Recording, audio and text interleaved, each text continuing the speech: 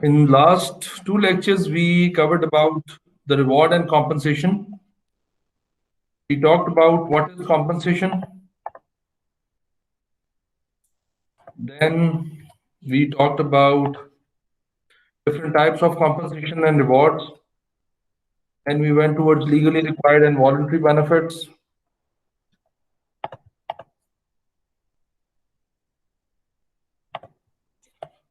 Then we covered the internal and external equity.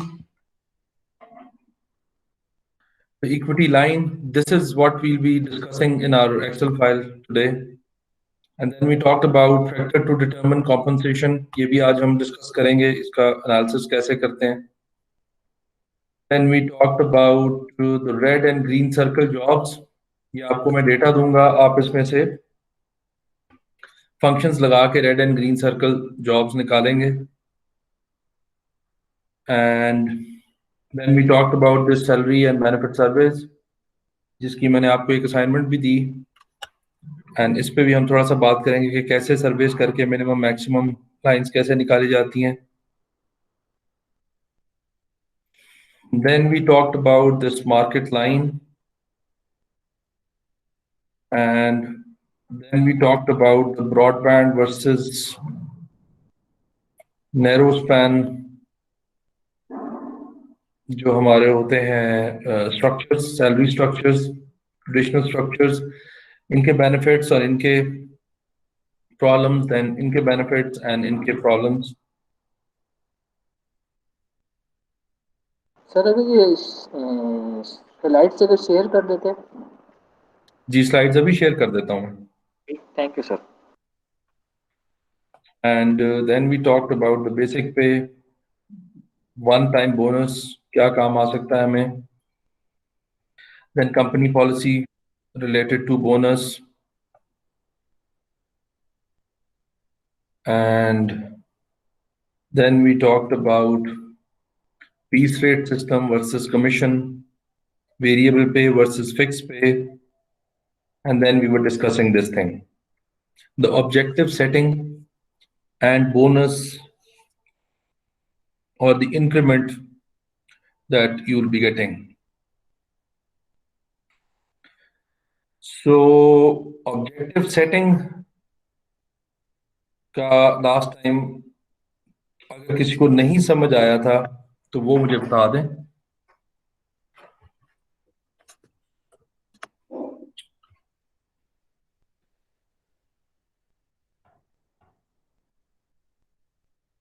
I'm sorry, मुझे वापस जाके जरा एक्सेप्ट बार बार करना पड़ता लोगों को.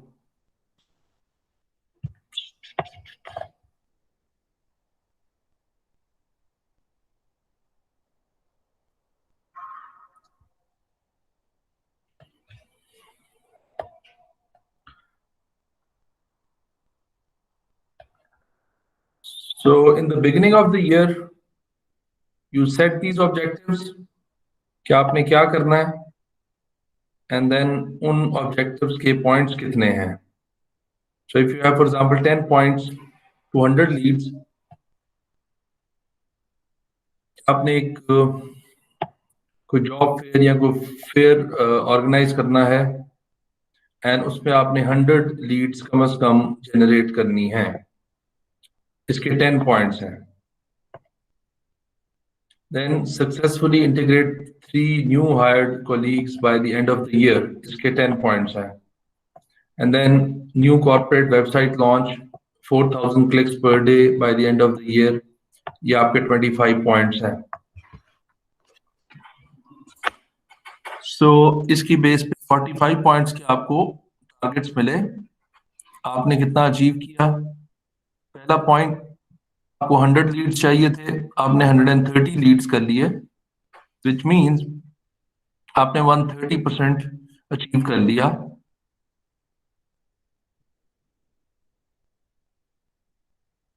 Ten into 130% is 13 points that you gained here.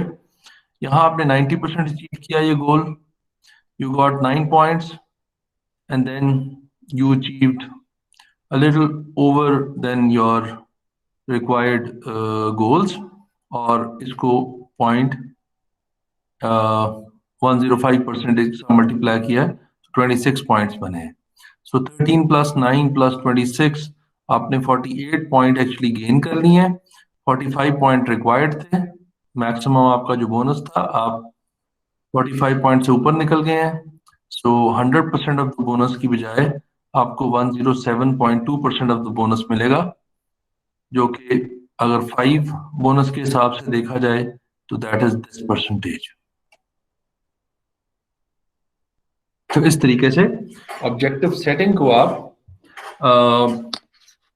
Apprise करते हो at the end of the year, and then you provide the bonuses to people.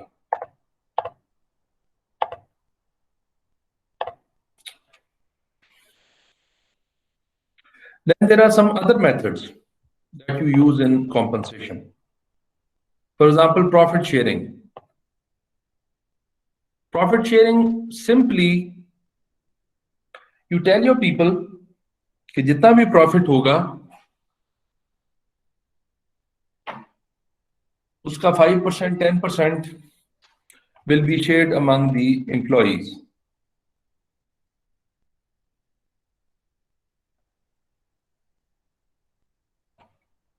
कई दफा तो ये सीधा सीधा प्रॉफिट शेयरिंग के साथ होता है, कई दफा ये और चीजों के साथ भी अटैच्ड हो जाता है। I don't know if you've ever talked about Walmart's open book management. Open book management usually ये होता है कि एक तो जितने भी प्रॉफिट्स आएंगे आप सब एम्प्लॉइज के साथ उनकी फिगर्स शो करेंगे कि इस साल हमें इतना प्रॉफिट हुआ है, इतना नुकसान हुआ है, इस कंट्री से इतना फायदा हुआ है, इस कंट्री से इतना फायदा हुआ है। और कई दफा आप उसको अटैच कर देते हो with their pay system. For example, there is a term which is known as shrinkage. Retailing में ये बहुत ज्यादा यूज होती है, श्रिंकेज की term. Shrinkage is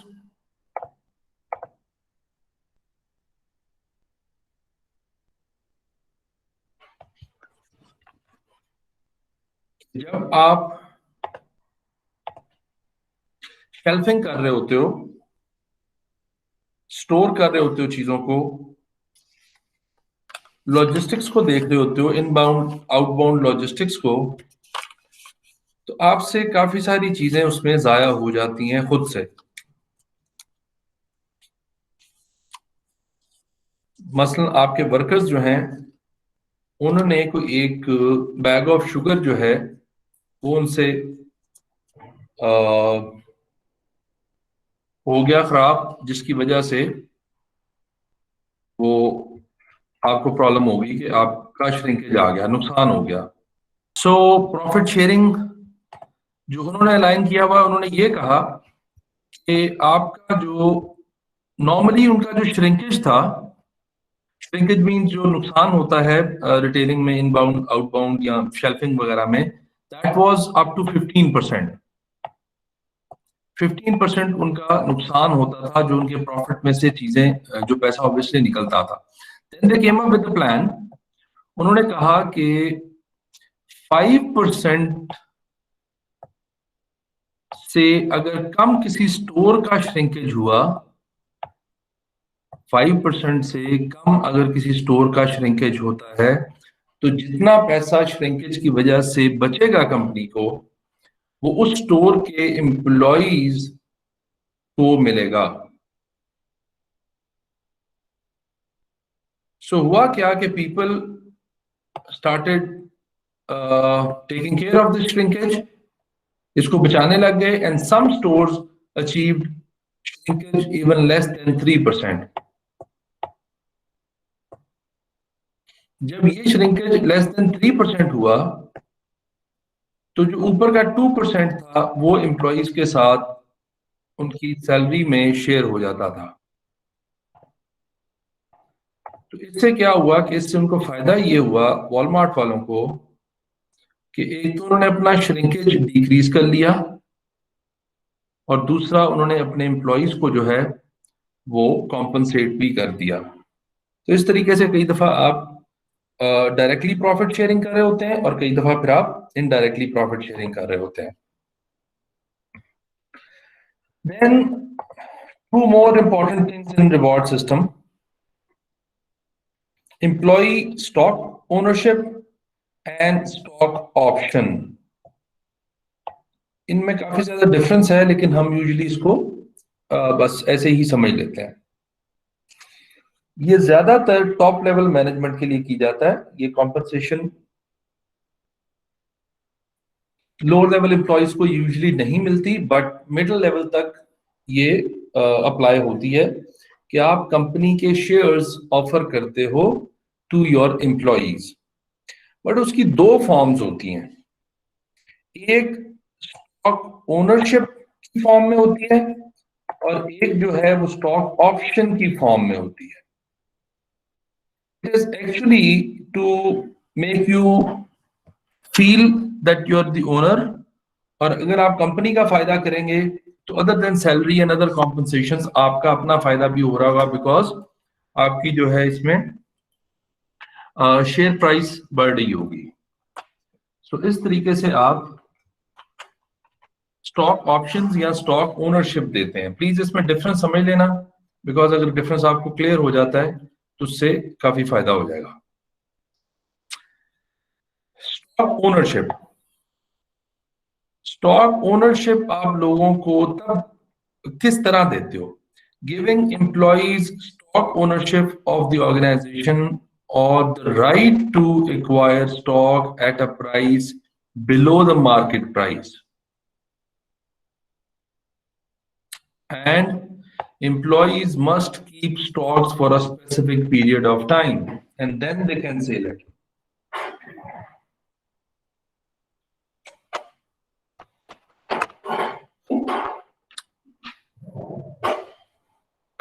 for example आप ये करते हैं इसमें कि आप अगर आज स्टॉक प्राइस की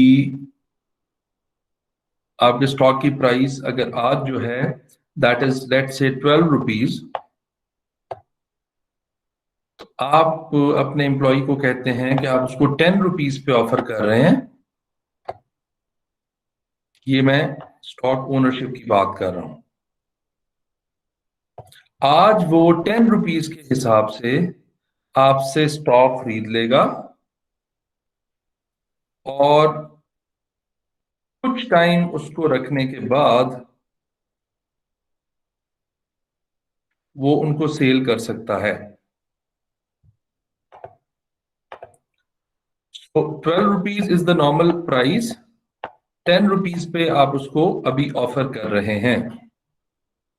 he or she will become the owner और immediately फॉर एग्जाम्पल अगर वो आपके 1000 शेयर्स खरीदता है, 1000 शेयर्स आप उसको ऑफर करते हैं और वो खरीदता है, तो स्ट्रेट फॉरवर्डली 2 रुपीज का तो उसको फौरन फायदा हो जाता है, but not in terms of cash, in terms of share value, stock value. लेकिन साथ आप इसको कहते हैं कि कम से कम ये 5 साल के लिए इन स्टॉक्स को रखेगा एंड देन 5 साल बाद ही is allowed to make a sale of these stocks. But यहां थोड़ा सा डिफरेंस इसलिए क्लियर करना जरूरी है कि यहां उसने 10 रुपए के हिसाब से अगर 1000 स्टॉक खरीदा है तो 10,000 रुपीज आपको पे करती हैं और 10,000 रुपीज जो उसने कहीं और इन्वेस्ट करने थे वो आपको देके आपसे 12,000 रुपीज की शेयर की प्राइस अभी खरीद ली है और 5 साल बाद आपने उसको अलाउ किया है कि वो 5 साल बाद जाके स्टॉक बेच सकता है. वो ओनर बन गया है 5 साल के लिए. कंपनी को एक्चुअली ये फायदा हो रहा होता है, कंपनी को इसकी रिटेंशन में फायदा हो रहा होता है. अच्छा एम्प्लॉय होता है या सीईओ होता है कोई, तो ये आपको छोड़ के नहीं जाता, बिकॉज उसमें क्लॉज वगैरह होते हैं कि अगर आप छोड़ के जाएंगे तो फिर आपको इस वैल्यू पे और ये और वो. तो दिस इज स्टॉक ओनरशिप. इसमें एक नुकसान वाली चीज या रिस्क वाली चीज एक है. वो रिस्क वाली चीज क्या है? तो वो ये है कि अगर स्टॉक प्राइस गिर जाए, यस, अगर स्टॉक प्राइस गिर जाए, फॉर एग्जांपल यहाँ आके 7 रुपए की हो जाए और यहाँ आके वो 6 रुपए की हो जाए, तो बजाय इसके कि इसको जो इमीडिएट फायदा हुआ था, इसको 4000 रुपीज का 5 साल में नुकसान हो गया, बल्कि ऊपर इंटरेस्ट लगा लें तो काफी सारा नुकसान हो गया। लेकिन बिकॉज आपको लो प्राइस पे मिल रहा होता है, and if you think company is going to do better, और आप ही तो कंपनी हो एक्चुअली, तो इसलिए फिर आप अपने इस नुकसान को बचाने के लिए you perform well, because you are the owner now, ownership develop कर देते हैं। अगर तो ऐसा आपको ऑप्शन मिलती है, सॉरी ऐसी ऑफर आती है, तो that is known as employ stock ownership. दोनों में सर और इसमें ये भी तो जरूरी है कि वो ऑर्गेनाइजेशन जो है वो स्टॉक एक्सचेंज पे हो या नहीं? हाँ जी, ऑब्वियसली पब्लिक ऑर्गेनाइजेशन है तो फिर तो वो हो, कॉर्पोरेशन की ही बात हो रही है। स्टॉक, यस, ये जरूरी है। मतलब जो छोटी कंपनी का तो छोटी हो ही नहीं कंपनी का सकता नहीं ना, होता, प्राइवेट हाँ, कंपनी छोटी में। कंपनी में इसलिए फिर प्रॉफिट शेयरिंग पे चले जाते हैं, कभी हो सकता है पार्टनरशिप पे चले जाएं, बट वो पार्टनरशिप तो फिर सीधी सीधी वो है ना, वो कॉम्पनसेशन नहीं है, वो तो पार्टनरशिप हो जाती है। बट यस, इसका ये है कि आपको लिस्टेड कंपनी होनी चाहिए और स्टॉक पे उसके स्टॉक एक्सचेंज पे, स्टॉक मार्केट पे होने चाहिए। ये ऑप्शन थोड़ा सा रिस्की होता है, many people do not go for this option, but still अगर कंपनी ऑफर करती है तो कुछ लोग इसको ले लेते हैं। फॉर एग्जांपल अगर कोई मल्टीनेशनल कंपनी है तो लोग कहते हैं कि इसने बढ़ना ही है, इसने कम तो नहीं होना, कोई एफएमसीजी है, कोई पेट्रोलियम है, कोई कुछ है, but still there is a risk कि if after 5 years the price is lower than the price that you bought, तो फिर इसमें इशू है और ये आपको थोड़ा सा प्रॉब्लम रहता है, क्योंकि ये ज्यादा आपके उसी के लिए होते हैं, क्या उसको कहते हैं, सीईओज वगैरह के लिए होते हैं। तो एक और अच्छी चीज निकाली जाती है जिसको कहते हैं एम्प्लॉय स्टॉक ऑप्शंस। ऑप्शन में आपके पास क्या फायदा नुकसान है, इसको जरा गौर से समझना। करंट प्राइस जो है आपके स्टॉक की, दैट इज से 6 यूरोज और 6 पाउंड और 6 रुपीज कह देते हैं हम इसको। करंट इस वक्त 2020 it is at 6 rupees. Stock option, option option को ध्यान में रखना, आपको कंपनी ऑफर करती है कि आप एक सर्टेन टाइम के बाद, let's say after 3 years, this is zero time, this is year 1, year 2 and year 3, company आपसे कहती है कि after 3 years you have the option to buy a stock at a certain rate। आप company से यहां कर लेते हैं कॉन्ट्रैक्ट, या कंपनी आपको ऑफर कर देती है, इफ यू से यस, तो कंपनी आपसे कहती है कि देखें प्रीवियस ट्रेंड हमारा जो है वो ऐसे चलता आ रहा है, और आज से 3 साल पहले स्टॉक जो था वो 2 रुपीज का था, 400% गेन आया है स्टॉक में। तो आपको अगर हम ऑफर करें कि 3 साल बाद जाके आप हमसे स्टॉक 10 रुपए का खरीद लें, बिकॉज वी आर एक्सपेक्टिंग कि 3 साल बाद इसकी प्राइस सपोज 13 रुपए हो जाएगी, बट आपको हम स्टॉक ऑप्शन देते हैं कि आप इस टाइम पे हमारे से 10 रुपए का स्टॉक खरीद सकते हैं, और बेच भी सकते हैं उसी वक्त, या फिर उसमें कोई कंडीशन अगर रखनी है तो रख लेंगे। अब हुआ क्या, आपने यहाँ कंपनी को कोई पैसा नहीं दिया सर जी। सामने सर सर अगर जैसे आपने कहा कि उसी टाइम स्टॉक लेके और उसी टाइम सेल भी कर सकते हैं, जी जो 10 रुपीज पे उन्होंने स्टॉक लिया होगा वो फिर 30 रुपीज पे सेल कर रहे होंगे जी मार्केट रेट पे। जी जी जी बिल्कुल। लेकिन 3 साल बाद उनके लिए ये ऑप्शन होगी। जी सर, जी सर। इसमें एक अभी पूरी बात करते हैं तो फिर आप मेरे से क्वेश्चन पूछना। अब फॉर एग्जांपल यहां तो मैंने यस कर दिया कि ठीक है जी मैं ये ऑप्शन लेता हूं, 3 साल बाद मैं स्टॉक 10 रुपए का खरीदने वाली ऑप्शन अवेल कर लेता हूं। अब इसमें फायदा क्या है ओनरशिप से? एक तो आपने कोई पैसा भी नहीं दिया, और दूसरी ये बात है कि खुदा ना खास्ता जो स्टॉक है कंपनी का वो चलते चलते 3 साल बाद यहाँ 4 पे पहुंच गया है। आपने कितने का प्रॉमिस किया खरीदने का? 10 रुपए का। But the good thing about this deal is that it is an option. It is not compulsory. You haven't given them any money. You just said yes to the offer. And now, after 3 years, you're going to analyze if the stock price is above 10 rupees, anything above 10, obviously, you're going to buy the stock at 10 rupees and immediately भी cell कर देंगे, तो आपको 1 rupee, 2 rupee, 3 rupees का फायदा immediately हो जाएगा। लेकिन अगर ये स्टॉक समहाउ यहां पे आ गया 9 पे, मतलब ग्रो किया है लेकिन ग्रो इतना नहीं किया कि बहुत ज्यादा हो, 9 पे आ गया है, तो ऑब्वियसली आपके पास क्या था? आपके पास ये ऑप्शन है, आप ना खरीदें अगर यहां आ गया, आप खरीद लें अगर वो इससे ऊपर निकल गया। सो this is the stock. Sir अगर 10 पे ही रहता है, अगर 10 पे ही रहता है और वो कहता है नहीं I don't want to buy, yes, उस टाइम कंप्लीटली हिज चॉइस। ठीक है।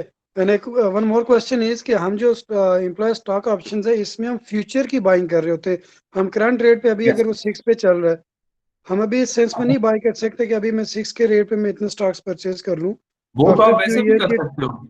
10 पे हो जाएगा, देन आई कैन मैं उस पे उस टाइम पे सेल कर लूंगा। नहीं, So उस टाइम वो तो आप नॉर्मली भी कर सकते हो। आप स्टॉक एक्सचेंज से जाके 6 रुपए का तो स्टॉक एक्सचेंज की प्राइस है, आप जाके कर लें, आपको कोई मना नहीं कर रहा। उसमें तो कोई फायदे वाली चीज ना हुई। करंट स्टॉक पे अगर मैं कहता हूँ मुझे अभी कंपनी स्टॉक दे, तो उस टाइम पे मुझे कंपनी डिस्काउंट नहीं देगी? अगर उस टाइम पे डिस्काउंट देगी तो फिर वो स्टॉक ओनरशिप में आएगा।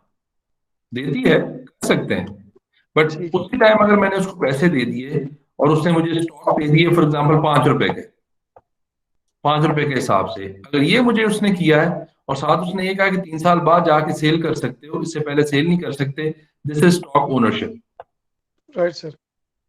लेकिन अगर उन्होंने ऑप्शन दिया, फ्यूचर के लिए सर और ऑप्शन दूसरी बात ये भी है ना सर कि जो स्टॉक ओनरशिप है उसमें उसको जो स्टॉक होल्डर वाले सारे राइट्स हैं वो भी मिलेंगे, ऑप्शंस में तो कुछ भी नहीं, आपकी राइट्स कोई नहीं होंगी। ऐसे ही है। और सर बिल्कुल एक दूसरी बात ये पूछनी थी मुझे जी। कि ये जो आप सर आप ये कह रहे हैं कि अगर वो जो भी 3 साल का पीरियड जिस भी पीरियड पे उसको कहा है कि जी आप ले सकते हैं, तो उस वक्त वो मतलब उस वक्त वो डिसाइड करेगा कि मैं लेना चाहता हूँ या Yes. मैं नहीं लेना चाहता। यस तो यस ये तो उसने पहले नहीं सर, ये तो मतलब एक तरह से मतलब एग्रीमेंट या कॉन्ट्रैक्ट नहीं होता सर कि जी आज ये है प्राइस है और इतने जी। साल बाद ये होगी, तो वो मतलब वो लॉक्ड इन नहीं होता। नहीं, प्राइस इज लॉक्ड इन। ठीक है सर। प्राइस चेंज नहीं होगी उसके लिए, ना कंपनी चेंज कर सकती है ना वो चेंज कर सकता है, जी बट ठीक उसके है। पास ऑप्शन होगी। इसीलिए तो आप आज की प्राइस से थोड़ी हायर प्राइस पे डील करते हैं ना। ठीक है सर। आप क्वेश्चन करें अगर नहीं क्लैरिटी आ रही है तो। नहीं देखें, बस मुझे बस वो थोड़ा सा ये नहीं समझ आया कि वो उसके उसके पास, अच्छा इस ऑप्शन का मतलब ये है कि ये ऑप्शन है कि क्या उस पीरियड पे वो लेना चाहते हैं, तो देगा या नहीं कंपनी को देगा। क्या फायदा हुआ सर? इसको कंपनी को कंपनी को ये फायदा हुआ कि कंपनी ने उसको 3 साल के लिए रिटेन कर दिया, एंड साथ ये भी शर्त होगी ना कि 3 साल वो आपके साथ रहेगा।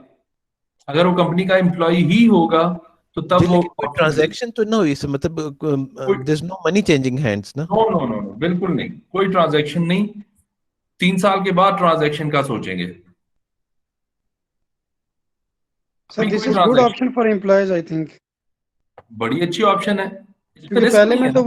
पहले में तो वो बाय करके अगर वो देयर इज अ चांस कि प्राइस कम भी हो जाए, इसमें like Yes. They can wait and see, अगर Yes. ठीक हुई तो yes they can buy, otherwise जी, ये उसके लिए जरा ज्यादा बेहतर ऑप्शन होती है। अब देखें, अगर उसको पता है कि मैंने स्टॉक की प्राइस 10 पे खरीदना है, तो एक किस्म का उसका एम होगा कि ये 20 तक पहुंच जाए। सर और एक और बात बताइए कि अगर जब जब ये 3 साल हो गए और लेट्स से ही डिसाइड्स कि जी मैंने लेने हैं और जी। वो जो भी प्राइस डिसाइडेड है उस पर ले लेता है, तो देन जी। फिर ही बिकम्स अ मतलब स्टॉक ओनर। यस, वो स्टॉक ओनर बन जाता है, बिल्कुल। फिर वो शेयर होल्डर हो जाता है फिर वो और शेयर उस होल्डर बन जाता है। जितने सारे राइट्स हैं जो भी हैं वो सारे उसको मिलते हैं। सिर्फ और सिर्फ ये है कि डिसाइडेड प्राइस उसको उस वक्त मिलेंगे अगर वो लेना चाहता है तो। सर हमें इसके ऊपर कोई वो सिर्फ उसमें भी कोई एक्सेल वगैरह में भी इस पे कुछ करना पड़ेगा? नहीं नहीं, कुछ भी नहीं, अच्छा बस वो तो ठीक है, प्रोडिक्शन है ना खाली। बस ठीक है सर, सही है। वैसे समझना जरूरी है, बिकॉज ये टर्म्स जो दो है ना, ये बहुत ज्यादा यूज हो रही होती हैं। सर हो रही थी सर, मैं एक्चुअली वही सोच रहा हूँ एक्चुअली मुझे स्टॉक ऑप्शंस जो थी वो जब ये बायर फर्म में उन्होंने वो दी हुई थी ना, काफी सारी थी, तो ये बस मैं ये सोच रहा हूँ कि ये इस तरह से तो मुझे नहीं कुछ ज़हन में आ रहा कि इस तरह से था कि भाई वो वो मुझे स्टॉक ओनरशिप ना दी हो आपको। नहीं सर, ऑप्शन ही थी सर, वो मेरे पास है मेरी वो पुरानी पे स्लिप भी, बल्कि मैं अब देखूंगा और उसको, क्योंकि ये थोड़ा डिफरेंट है और वो थोड़ा कुछ डिफरेंट हिसाब था। आप बल्कि हमारे साथ शेयर भी कीजिए ना कि वो क्या कर रहे हैं। जी ठीक है सर, सही है। वो सर वो बात से अब कम से कम 8 10 9 साल पहले की बात है, लेकिन कोई नहीं, वो कल है की मेरे बात है। पास सर। ठीक है सर। सर जी, सर इसमें ऐसे भी होता है। सर ये 3 साल बाद क्यों खरीदेगा, ये अभी क्यों नहीं खरीद सकता? अभी तो वैसे ही खरीद सकता है, अभी तो कोई नहीं मना कर रहा कि ना खरीदे। लेकिन अभी उसको वो वाला रेट मिलेगा और बाद में उसको डिस्काउंटेड मिलेगा। नहीं, देखो, दो दो दो चीजें, दोनों फर्क हैं। एक है, पहली चीज सिंपल ये देखें कि इसी पे आ जाते हैं। डॉलर की आपके शेयर की प्राइस आज है ₹6। ये बात समझ आ गई मरियम? जी जी सर। ओके, अगर मैंने ₹6 पे ही खरीदना है, रखना है, देखना है कि क्या इसका बढ़ता है कम होता है वैल्यू, तो मुझे कोई ऑर्गेनाइजेशन की जरूरत नहीं है। मैं स्टॉक एक्सचेंज से ₹6 का मिल रहा है मुझे, मैं जाके वहां से खरीद लूंगा, रख लूंगा, मैं ओनर बन जाऊंगा। ठीक है ना? आप ये ठीक काम तो है कर सकते हो ना, इसमें तो कोई ऐसा इशू नहीं है। Sir, it's just like an offer कि 3 साल बाद आप खरीदेंगे तो आपको इतने का मिलेगा। जी, पहले ये मुझे बताएं कि इसमें तो कोई इशू नहीं है ना कि आप स्टॉक एक्सचेंज से जाके खरीद लें। नहीं सर। ओके, लेकिन इसमें एक मसला होता है, इस चीज में एक मसला होता है जिसको आप कह रहे होते हैं इनसाइडर ट्रेडिंग। अच्छा सर। कई दफा सीईओज को, सीएफओज को और इन लोगों को अलाउ नहीं होता, allowed, they are not allowed, and their immediate family members are not allowed to deal in companies shares, because उसमें जी सर, बकायदा एक ईमेल आती है टाइम टू टाइम के अब ये विंडो क्लोज हो गई है, इस विंडो के दौरान आप और आपकी इमीडिएट फैमिली नहीं कर सकती है डील उसमें, और आपको वो अंडरटेकिंग हर दफा देनी होती है उनको। जब भी वो मेल आती है आपको उसको रिस्पॉन्ड करना होता है कि जी ठीक है, मैं अब इतने अरसे के लिए नहीं करूंगा और ना ही मेरी फैमिली में से कोई करेगा। क्यों नहीं कर सकते सर? वो क्योंकि कॉर्पोरेट आपके पास फ्रॉड, इंफॉर्मेशन होती है ना अबाउट द कंपनी की, वो किस तरफ जा रही है। हाँ, कॉर्पोरेट फ्रॉड हो सकते हैं ना इसमें, ठीक है सर।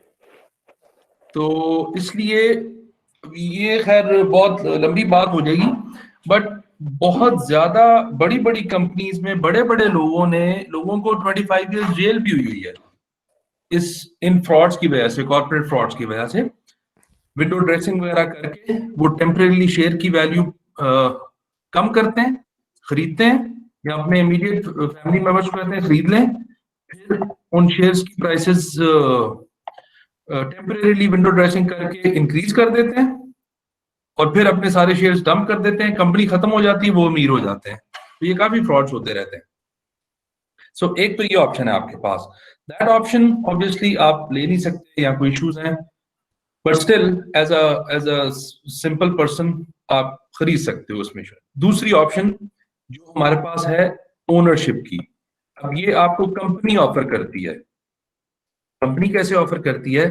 कंपनी ये कहती है कि आज इसकी प्राइस 6 रुपीज है, हम आपको 5 रुपीज की ऑफर करते हैं कि आप 5 रुपए में कंपनी का स्टॉक खरीद लें, लेकिन आप 3 साल तक इसको रखेंगे, 3 साल बाद बेच सकते हैं। ये बात समझ आ गई? जी सर। तो आपको 1 रुपए का पर स्टॉक फायदा यही हो गया, but the problem is that you will have to keep it till 3 years और एनी नंबर ऑफ इयर्स। ये 3 इयर्स वैसे ही कह दिया हमने। अब इसमें अगर प्राइस खुदा ना खास्ता डिक्रीज हो जाती है तो आपको नुकसान होने के भी चांसेस हैं और आपने पैसा भी दे दिया हुआ है। लेकिन कंपनी जो थर्ड है, जिसको हम स्टॉक ऑप्शन कह रहे हैं, स्टॉक ऑप्शन में कंपनी क्या करती है? कंपनी कहती है कि करंट जो है वो ये रेट है, आफ्टर 3 इयर्स एस्टिमेटेड, या आफ्टर 3 इयर्स जो है वो हम आपको ऑफर करते हैं कि आप ऑप्शन ले लें कि to buy the stocks after 3 years, आपको हम 10 रुपीज का बेच देंगे, which is expected to be of 13 rupees. But sir 3 साल तो उसको कोई एडवांटेज नहीं हो रहा, 3 साल तो उसके वेस्ट है ना? बिल्कुल बिल्कुल कोई एडवांटेज नहीं हो रहा, बट ये एडवांटेज हो रहा है कि वो 3 साल गुजर रहे हैं आहिस्ता आहिस्ता, ये एडवांटेज हो रहा है बस।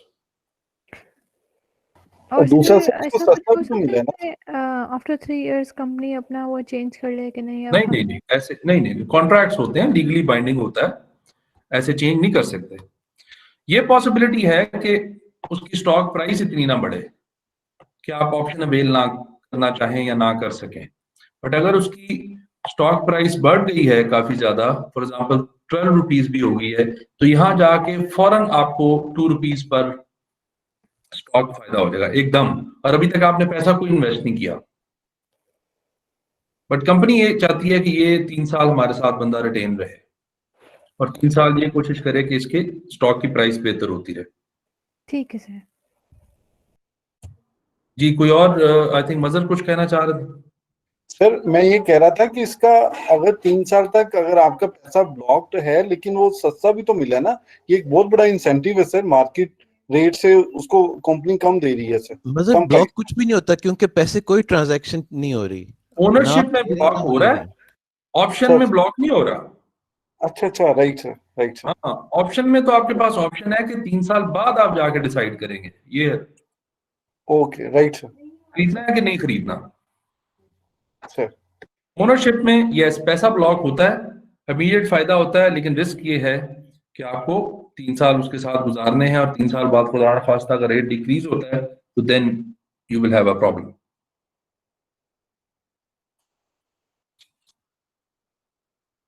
सो ये हमारे पास stock ownership and stock option की जो है वो 2 डिफरेंसेस मेनली है। सर अगर हम जी हेलो, जी जी अगर हम परचेज कर लेते हैं कि आफ्टर 3 इयर्स हमने इसको सेल करना है, और लाइक जी। इसका एक पर्सपेक्टिव ये भी होता है कि एम्प्लॉयज को अब रिटेन कर लेते हैं, सपोज आफ्टर लाइक 1 ईयर और 2 इयर्स अगर कोई एम्प्लॉय छोड़ के जाना चाहता है तो उस पे क्या जिस रेट पे उसने बाय किए थे उसी पे ही वो वापस अमाउंट लेगा या उसको कोई उस पे एडिशन मिलेगी उस पे? उसमें I think terms and conditions उसमें लिखी होती हैं कि अगर आप छोड़ के जाएंगे तो फिर आई थिंक कोई कैलकुलेशंस होती सर होंगी। ऑप्शंस के केस में तो कुछ भी नहीं होता सर। ऑप्शन तो कुछ भी नहीं, आपकी सिर्फ ऑप्शन खत्म होगी, बट स्टॉक ओनरशिप की केस में आई थिंक जितना अगर उनकी इंक्रीमेंटल वैल्यू हो शायद उससे कैलकुलेट कर लेते हों, या अगर कोई हमें हेल्प कर सकता है क्लास में से तो वो बताए कि कोई ऐसे वैसे क्लॉजेस होते हैं उसमें जिनकी डील होती है कि अगर आप साल बाद छोड़ के जाएंगे तो उसमें आपको इतना पैसा देना पड़ेगा या इतना पैसा आपको मिलेगा, इतना नहीं मिलेगा, कुछ ऐसी डील्स होती हैं, परसेंटेजेस डिफाइन होती हैं।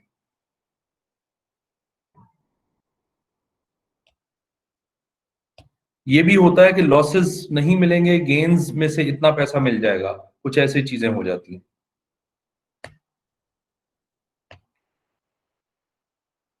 Right sir. हाँ, मतलब कोई ना कोई वो क्लॉजेस हर कंपनी के थोड़े बहुत डिफरेंट भी हो सकते हैं, ऐसा कोई मसला नहीं है। हर बंदे के लिए, हर लेवल के लिए डिफरेंट हो सकते हैं, तो उन्होंने क्लॉजेस बनाए होते हैं। सर इवन अगर मैं इसको अपनी कंपनी से लिंक करूँ तो हमारे हर स्टॉक्स तो नहीं है, लेकिन जो लोगों की इन्वेस्टमेंट्स होती हैं उनको लाइक जनरली हमारा 20+% उस पर उनको प्रॉफिट मिलता है पर एनम। अगर कोई बंदा अपनी इन्वेस्टमेंट लाइक बाय बैक करता है, विड्रॉ कर लेता है आफ्टर 6 मंथ्स, तो उसको फिर 10% फिर भी उसको मिल रहा होता है। सो देयर इज अ हाँ क्लास कि अगर आप 6 मंथ से भी पहले लोगे फिर आपको नहीं मिलेगा, तो जी इस पे यस क्लासेस तो डेफिनेटली फिर होती हैं। जी, वो इस तरीके से डिसाइड कर लेते हैं प्रोपोर्शन के हिसाब से एंड टाइम के हिसाब से कि कितनी जल्दी विड्रॉ करते हैं तो क्या फायदा नुकसान हो रहा है। इसी पे हमने बात की ना, एक्चुअली इसी तरह की चीजें होती हैं जब आप जॉब स्विच कर रहे होते हैं तो आपको जॉब छोड़ने के काफी नुकसान हो रहे होते हैं, not in terms of salary but in terms of these things. तो वो फिर आपको अगली कंपनी देख के कॉम्पनसेट कर देती है कि ठीक है आपका इतना नुकसान है तो हम आपको इस तरीके से कॉम्पनसेट कर देते हैं, one time bonuses, joining bonuses और all those things.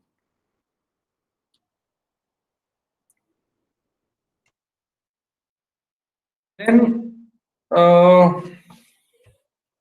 we have other types of benefits. For example, security आपको क्या होती है, अनएम्प्लॉयमेंट कॉम्पनसेशन होती है, not in our country but in other countries. Life insurance, yes, बहुत सारी कंपनीज में है। खुदा ना खास्ता आपकी वर्क प्लेस पे डेथ होगी या ड्यूरिंग जॉब डेथ होगी तो 50 सैलरीज, 100 सैलरीज, 30 सैलरीज आपकी फैमिली को जो मिल जाती हैं। डिसेबिलिटी इंश्योरेंस पाकिस्तान में है, बट ये कुछ कंट्रीज की डिसेबिलिटी इंश्योरेंस बहुत अच्छी है। लाइक मैं किसी से सुन रहा था, आई एम नॉट श्योर, बट खुदा ना खास्ता आपकी जो एक इसमें खैर डेफिनेशंस होती हैं, माइनर इंजरी, मेजर इंजरी, उसको ऐसे डिफाइन किया जाता है कि जिन इंजरीज की वजह से आपका वर्क कैपेबिलिटीज को कितना इम्पैक्ट पड़ा है या वर्क कैपेबिलिटीज को इम्पैक्ट नहीं पड़ा, उसके हिसाब से इसको किया जाता है। तो मैं सुन रहा था मैन्युफैक्चरिंग इंडस्ट्रीज ऑफ जापान है, उसमें अगर आपकी को फिंगर कट हो जाती है which is more than 50% of your finger, तो पाकिस्तानी 3-4 करोड़ रुपया मिलता है। हमारे कुछ लोग जो हैं वो इसका काफी फायदा उठाने के चक्कर में होते हैं, बट अगेन वो पूरी इन्वेस्टिगेशंस हैं वो करने के साथ साथ। तो डिसेबिलिटी इंश्योरेंस जो है वो होता है, पाकिस्तान में भी है, but I think it is up to 5 lakhs, I am not sure, but जो कॉम्पनसेशन सिस्टम है उसमें बताया हुआ है। डिफाइन करेंगे पहले और फिर उसको फैक्ट्री को या उसको डिसेबिलिटी इंश्योरेंस देनी पड़ेगी। अर्ली रिटायरमेंट ऑप्शंस होती हैं, जिसको आपको पता है गोल्डन शेक हैंड्स हैं, सिल्वर शेक हैंड्स है, या अर्ली रिटायरमेंट की ऑप्शंस होती हैं, ये आप ले सकते हैं। डिसेबिलिटी रिटायरमेंट बेनिफिट्स होते हैं कि अगर आप डिसेबिलिटी की वजह से जल्दी रिटायर हो रहे हैं तो वो भी आपको मिल जाते हैं। पेंशन प्लान्स हैं, ये हमें पता है। देन हेल्थ इंश्योरेंस होती है, सबैटिकल लीव्स होती हैं, pre tennis court fitness and centre usages होते हैं, मेडिकल केयर होती है, साइकियाट्रिक काउंसलिंग होती है, ये आपके हेल्थ के बेनिफिट्स हो सकते हैं। फाइनेंशियल्स होते हैं, कई दफा आपको इंटरेस्ट फ्री बिल्डिंग लोन मिल जाता है, कंपनी क्रेडिट्स मिल जाते हैं, फाइनेंशियल काउंसलिंग मिल जाती है, इंटरेस्ट फ्री कार लोन्स मिल जाते हैं। सो ये आपको फाइनेंशियल फायदे भी हो जाते हैं। Then there are some offerings जो कि डायरेक्ट फाइनेंशियल नहीं होती, बट कंपनी कार होती है, laptop, your phone for uses, free और subsidised lunch, cafeteria and food services, child care, बहुत सारे लोगों ने वो बनाया होता है जिसको आप कह रहे होते हैं day care. Day care sir. Thank you, thank you. Day care centres बनाए होते हैं। इनफैक्ट पाकिस्तान में भी if you have more than 50 women working in your organization at one place, You're legally So- required to have one, sir. yes, you are legally required to have not a daycare, but you need to have a room जिसमें ऐसी facilities हों कि 1 से 6 साल के बच्चा जो है वो रह सके। बट कंपनीज, अच्छी कंपनीज ये करती हैं कि वो डे केयर कर देती हैं उसको, साथ एक कोई मेल फीमेल स्टाफ रख देती हैं जिसमें फायदा हो जाए। बट हेलो जी सकता है। जी सर, मेरी प्रीवियस ऑर्गेनाइजेशन में इवन डे केयर भी था, वहाँ पे एक डेफिनेटली जो एक अटेंडेंट होती है जो फीमेल जी स्टाफ होता है उसके लिए वो भी था। And apart from that facility वहाँ पे like medical facility, doctor like was sitting in the office. जी हमारा पूरा डेंटिस्ट का जो पूरा सेटअप था वो ऑफिस में ही था। ठीक है, जबरदस्त, और वेरी एक और जो चीज़ थी with the name of ADC, annual dental checkup. So that was good. Must for everyone कि हर एक ने अपना डेंटल चेकअप मस्ट करवाना, अदरवाइज उसकी बाकी फैसिलिटीज रोक देते थे। अच्छा, अच्छा, वेरी मील, गुड। हाँ मील फैसिलिटी थी आपको जी, grocery 50% off from the market वो मिलती थी, जितनी वेरी भी गुड। आपकी ग्रॉसरी है। देन वी हैड लाइक आपका डेली का जो लंच है, देन वी हैड काबलर, आप डेली फ्री पॉलिश करवा सकते हो। हमारा टेलर भी था, इवन आपका जो हेयर सैलून होता है वो भी था। सो यस, ये सारी फैसिलिटीज होती हैं कंपनीज में। आप उसको पुरानी कंपनी क्यों कह रहे हो अपनी? आप पुराने उसमें इन सेंस कि मेरी प्रीवियस कंपनी में जो जो करंट है उसमें ये वाली चीजें नहीं है, लाइक कुछ हैं लेकिन नॉट दैट मच। इसीलिए तो कह रहा हूँ, फिर आपने क्यों छोड़ी है वो? It should not be your previous organisation. नहीं, even to be honest I remember मैंने अपना जो डेंटल चेकअप है वो भी उधर से ही करवाया था। Like if you are not feeling well you can straight away go to the doctor. और आपको अगर आपको वो लिख देता है डॉक्टर कि you need 2 days like bed rest, तो आपको फिर ऑफिस में आने की जरूरत नहीं है। सर वैसे ये इंटरेस्टिंग क्वेश्चन है सर कि जब इतना कुछ उधर था तो फिर क्यों छोड़ी सर? हाँ, यहाँ तो डेंटल चेकअप वाले ने कुछ कर दिया तो आपने कहा बस छोड़ देते हैं। सर प्रायोरिटीज अपनी अपनी है, वो बात ठीक है, प्रायोरिटीज लेकिन अपनी। बड़ी अच्छी बात है, बिकॉज बेसिक बेनिफिट्स तो आपको मिल जाते हैं, but these extended and compulsory किस्म की जो बेनिफिट्स हैं वो बड़ी बात है। नहीं, इवन मैं अगर कहूँ तो वहां पे 10-10 12-12 साल से लोग वहीं पे हैं, उन्होंने नहीं छोड़ा। इसलिए कि ये जो जितनी सारी फैसिलिटीज हैं, इवन अगर मैं कहूँ कि कोई ये नहीं कह सकता ऑफिस में जाके कि I had to go for my checkup तो मैं इसलिए आज लीव पे हूँ। आप ऑफिस में हो, कोई मसला नहीं है, इधर ही चेकअप होगा। यू कांट से कि अच्छा जी मैंने टेलरिंग के लिए आपका जो एक सूट इन अ मंथ, तो फील हो रहा है कि मैं अपनी प्रीवियस कंपनी की जो है ना पिच कर रहा हूँ कि नहीं नहीं, अच्छी बात है, इसलिए आप बात ए- कर रहे हो, तो इतना आपको फैसिलिटीज मिली थी तो आप बात कर रहे हो। इन अ मंथ आप जो है ना स्टिच करवा सकते हो विदाउट पेइंग एनीथिंग। आप जाके अपनी लाइक शेव कटिंग जो भी करवानी है आप वो करवा सकते हो। वेरी इसी गुड, तरह डेली आप करवा सकते हो। मील वहां पे फ्री था, वेरी लाइक गुड। आप किसी भी टाइम पे आप जब जाते हो। तो यस ये थी, लेकिन ये है कि कुछ लोगों की प्रायोरिटीज वो होती हैं, कुछ लोगों की लाइक प्रायोरिटीज डेफिनेटली डिफरेंट होती हैं। मेरा ये जी था कि जी। मैंने 3 years लगा लिए थे और मैंने ये सोचा कि yes like it's time to like switch, otherwise I was very happy and very settled, कोई मसला नहीं था। Very so this good, was सही। ऐसे होता है, और बहुत सारी कंपनीज हैं इन चीजों के थ्रू जो है वो अपनी रिटेंशन और अपनी प्रोडक्टिविटी ठीक रखी हुई है, which is very good. And the other thing is, हमने जो लास्ट टाइम शायद डिस्कस भी की थी, I wanted to bring sort of diversity in my profile. तो वो भी एक रीजन होता है, जब आप फ्यूचर थोड़ा आपने अगर लॉन्गर रन देखना होता है तो वो फिर अगर आप एक ही कंपनी में 4 5 6 साल लगा लेते तो फिर मुश्किल हो जाता है आपका मार्केट में थोड़ा सा पेनिट्रेट करना। ये तो सो है, दैट वाज द सेंस जिसकी वजह से मैंने चैन लिया था। बिल्कुल सही, जबरदस्त। So the same way, cost advantages for company products, for example जो भी आपकी कंपनी बना रही है प्रोडक्ट्स, उसमें आपको कॉस्ट एडवांटेजेस होती हैं। फॉर एग्जांपल बैंक्स वालों को वही लोन्स जो हैं अप टू सर्टेन लिमिट वो 5%, 6%, 3% पे मिल रहे होते हैं, जो कि as a normal customer they go up to 18, 19, 20%।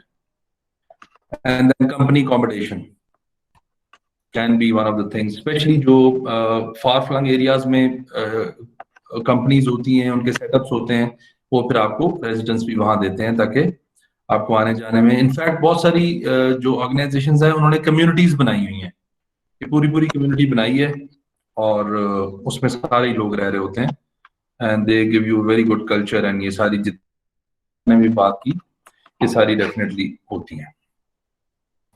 Excuse me sir. जी अच्छा सर, ऐसा भी होता है कि मतलब कि कंपनी जो है वो सेंट्रलाइज्ड ये सर्विसेज दे देती हैं, और या फिर ये होता है कि उनके इन ल्यू अलाउंसेस दे देती हैं कि हर बंदा अपना अपना खुद वो मैनेज कर ले। जी, ऐसे ही है बिल्कुल। लेकिन उसमें कंपनी बस एक्चुअली कंपनी ये देख रही होती है ना, दोनों पॉसिबिलिटीज होती हैं, बट कंपनी ये देख रही होती है कि अगर हमने इसको कैश फॉर्म में ये दे दी चीजें, उसमें साइकोलॉजिकल एक इशू आता है जब ये कंपनी जो है वो उसको नॉन फाइनेंशियल बेनिफिट्स को भी फाइनेंशियल करके दे देती है। फॉर एग्जांपल, अगर मेरी कंपनी मुझे मेडिकल अलाउंस दे रही है, तो देर आर 99% चांसेस कि मुझे काफी हद तक सीरियस भी मैं होऊंगा तो मैं कोशिश करूंगा कि यार डॉक्टर को अवॉइड ही करो, क्योंकि उसमें पैसा लगता है। लेकिन जी अगर मुझे मेरी कंपनी मेडिकल इंश्योरेंस देती है सर। तो, और मुझे पता है कि साल का उसका 20-30,000 रुपीज है जो रीइंबर्स करवा सकता हूं, तो मुझे सर माइनर चीजें भी होंगी तो मैं एटलीस्ट जल्दी से डॉक्टर के पास चला जाऊंगा। ऐसा ही है सर, बिल्कुल आप ठीक ठीक है, कह रहे हैं ऐसे ही। सर वो it is more of psychological. Sir इस वजह से कंपनीज इस तरह के जो बेनिफिट्स हैं वो चाह रही होती हैं कि नहीं, हम लोग खुद जो है ना वो मैनेज करें ताकि कल को हमें सर इश्यूज ना आए। सर सर उसकी वजह से जो कंपनी को इनडायरेक्ट फायदे हो रहे होते हैं वो ये हो रहे होते हैं कि आप जब मेडिकल लीव्स कम करते हो, आपकी एब्सेंटिज्म कम होती है, आपकी शॉर्ट लीव्स कम होती हैं, आपकी वर्क प्रोडक्टिविटी ठीक रहती है, वो इनडायरेक्ट फायदे हैं। Right sir. हाँ, इस तरह बहुत सारी और चीजें जो है वो कंपनी चाह रही होती है कि खुद करे। मसलन बहुत सारी कंपनीज में ये एक प्रॉपर केस था, बहुत मल्टीपल जगहों पे उन्होंने किया, तो पता ये चला कि कंपनी के जो ऑफिसेज हैं ज्यादातर कंबाइंड ऑफिसेज थे। कंपनी के ऑफिसेज का कल्चर इतना बुरा होता जा रहा था और इतनी लड़ाइयाँ झगड़े ये वो होने लग गए थे। इवेंचुअली रीजन क्या निकला कि हर बंदा अपने घर से चीजें लेके आता था और हर किस्म के जो सालन है या रोटी है या जो भी चीज खाने वाली है वो लेके अपने टेबल पे बैठा खा रहा है। तो दूसरा बंदा उससे तंग है, कहीं कस्टमर आ गया वो तंग है, कहीं इशू है, तो कहने को तो हमें लगता है कि बड़ा कैफेटेरिया बना हुआ, बुफे लगा हुआ है सब कुछ, बट एक्चुअली कंपनी को यह फायदा होता है कि आपका वो जो दूसरी तरफ माहौल है आपका ठीक रहता है, आपको अटेंडेंट्स की जरूरत नहीं पड़ती और बहुत सारी ऐसी चीजें। सो इस तरह की चीजों का ना इनडायरेक्ट फायदा होता है जिसको कंपनी देख रही होती है। Right sir. Sir thank you sir. Okay,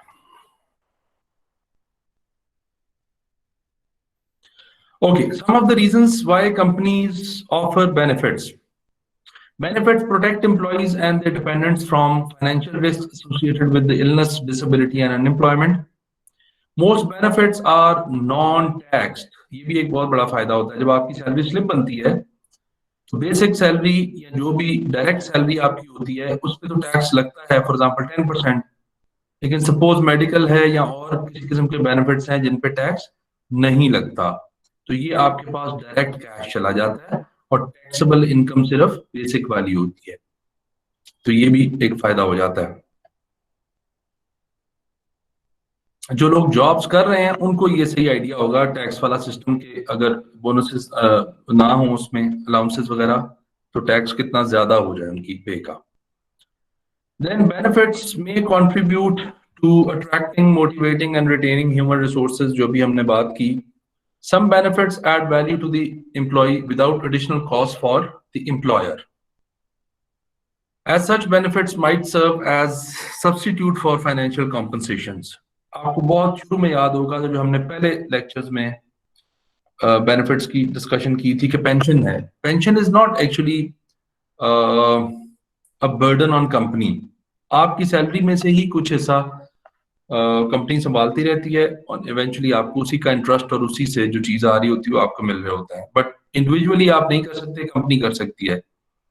and there are some laws which are required by law, जिसकी हमने बात की कि वो लीगली रिक्वायर्ड बेनिफिट्स होते हैं तो वो आपको देने ही देने होते हैं, ऑर्गेनाइजेशन की तरफ से मिलने जरूरी होते हैं। ये कुछ इसके हैं बेनिफिट्स। लास्ट चीज हमारी, and we'll move towards our Excel files, ये है फ्लेक्सिबल बेनिफिट प्लान। इसको डिफरेंट नाम भी दिया जाता है, इसको बेनिफिट ऑप्शंस भी कई दफा कहा जाता है, इसको कई दफा फ्लेक्स प्लान्स भी कहा जाता है, इसको कई दफा आई एम नॉट श्योर बट कुछ इस तरह का नाम इसका और भी है टर्मिनोलॉजी में, बेनिफिट बकेट्स कहा जाता है, कुछ इस तरह का चीज है। एक्चुअली इसमें होता क्या है, इसमें नॉर्मली कंपनीज क्या करती हैं कि वो कहती हैं जितने भी एम्प्लॉइज हैं उनके लिए हमारे पास 5 बेनिफिट्स हैं। 5 बेनिफिट क्या है? कार लोन है, हेल्थ है,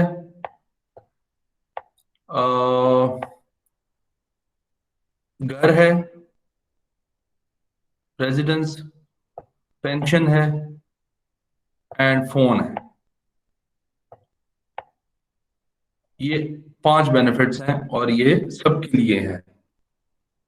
प्रॉब्लम इसमें ये होता है, जो फिक्स प्लान्स होते हैं, फ्लेक्सिबल नहीं होते, इसमें प्रॉब्लम ये होता है कि अगर एक बंदे के पास ऑलरेडी अच्छी कार है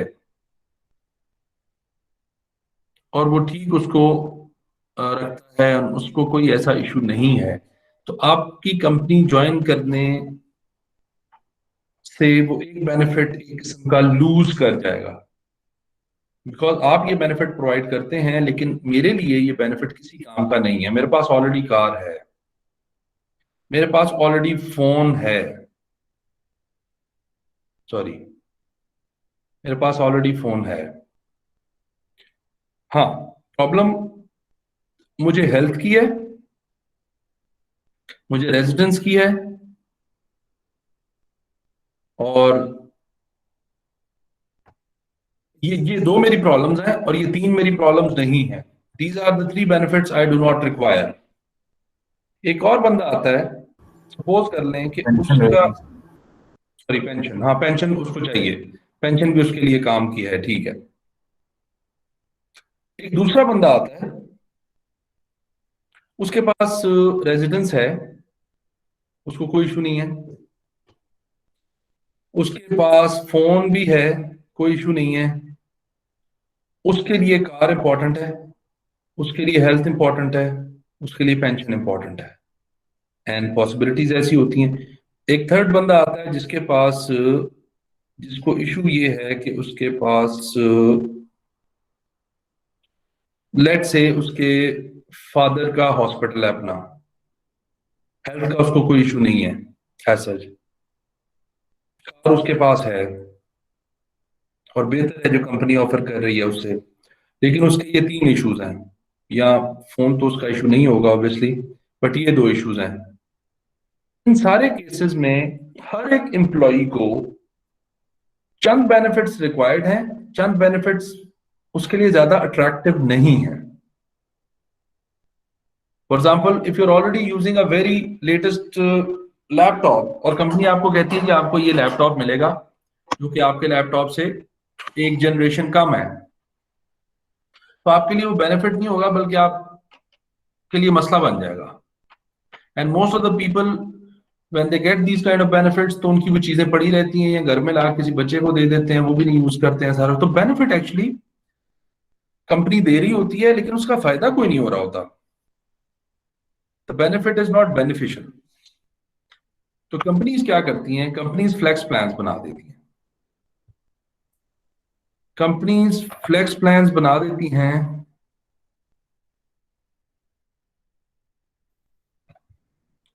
कि आप 5 में से कोई, फॉर एग्जाम्पल 10 बेनिफिट्स होंगे और उसमें कहेंगे इन 10 में से आप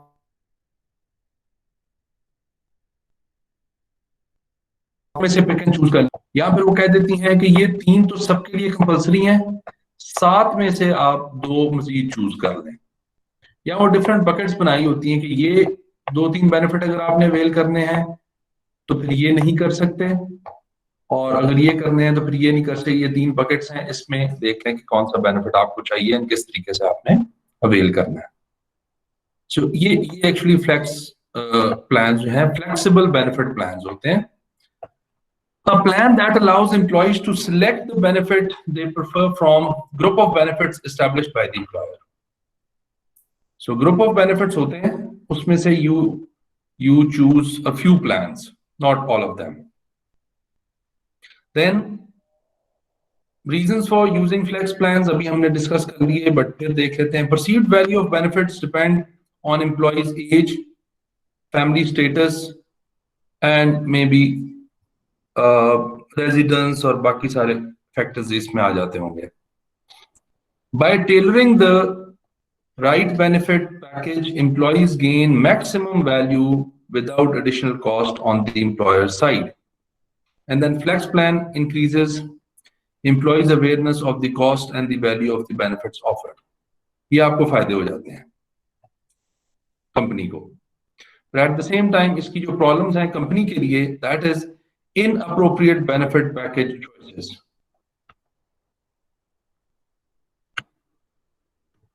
कई दफा बैलेंस करना मुश्किल हो जाता है आपके लिए। फॉर एग्जाम्पल, अगर आप कहते हैं कि कार और घर में से एक चीज चूज कर लें, तो they have totally different dimensions. अगर आप कहते हैं कि मेडिकल इंश्योरेंस और लाइफ इंश्योरेंस में से एक चूज कर लें, टोटली डिफरेंट डायमेंशंस। तो एक तो ये इशू हो जाता है। एक्चुअली सेट्स बनाना, बास्केट्स बनाना, बकेट्स बनाना मुश्किल है इसमें। Then administrative and communication efforts. Obviously अगर आपके पास 10 प्लान्स हैं जो मैनेज कर रहे हैं आप, तो आपको लेट्स सपोज एक प्लान के लिए एक बंदा चाहिए, तो चाहे वो किसी बंदे ने अवेल नहीं भी किया हुआ प्लान या कम लोगों ने किया हुआ है, still you need somebody to look after this plan, still you need some association with some of the external partners। तो ये इश्यूज होते हैं एडमिनिस्ट्रेटिवली। एंड देन कम्युनिकेट करना, लोगों को समझाना कि अच्छा ये नहीं, ये रख लें। हो सकता है आपने ऑप्शन दी हो एम्प्लॉयज को कि हर 2 साल बाद वो शिफ्ट कर सकते हैं या साल बाद, तो उसको मैनेज करना, उसको कम्युनिकेट करना, it becomes a problem. And then benefit request are hard to predict. If there are 100 people, all 100 of them are going to ask for a different type of benefit, जिसकी वजह से आप हो सकता है कि कुछ बेनिफिट्स आपने ऐसे ऑफर किए हों जिनका किसी किस्म का कोई फायदा ही ना हो रहा हो आपको। So these are the problems जो फिर आप फील कर रहे होते हो, एंड उसकी वजह से आपके ये इश्यूज बन जाते हैं।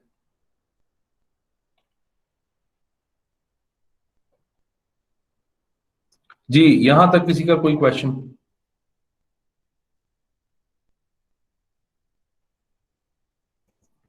No sir.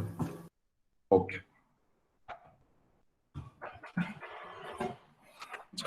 अभी सिंपल कुछ कैलकुलेशंस मैंने इधर की हुई हैं।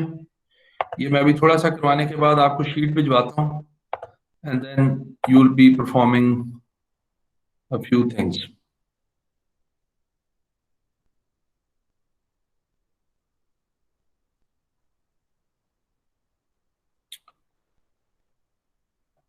तो कॉम्पनसेशन में पहला जो पॉइंट है, that is about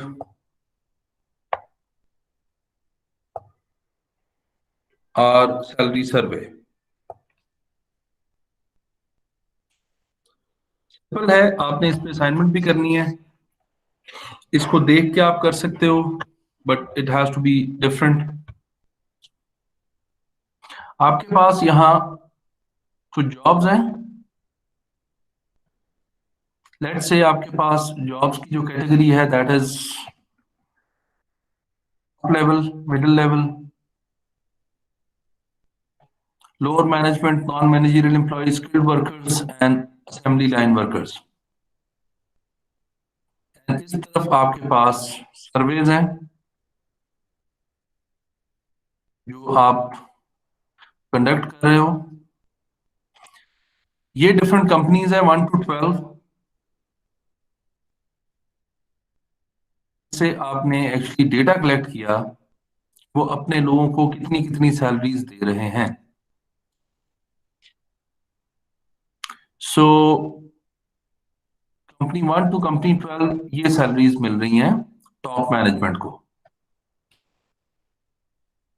middle management को ये सैलरीज मिल रही हैं, लोअर को ये, और नॉन मैनेजरियल स्टाफ को ये, स्किल्ड वर्कर को ये, एंड जो आपके असेंबली वर्कर हैं उनको ये कंपनीज ये सैलरीज दे रही हैं।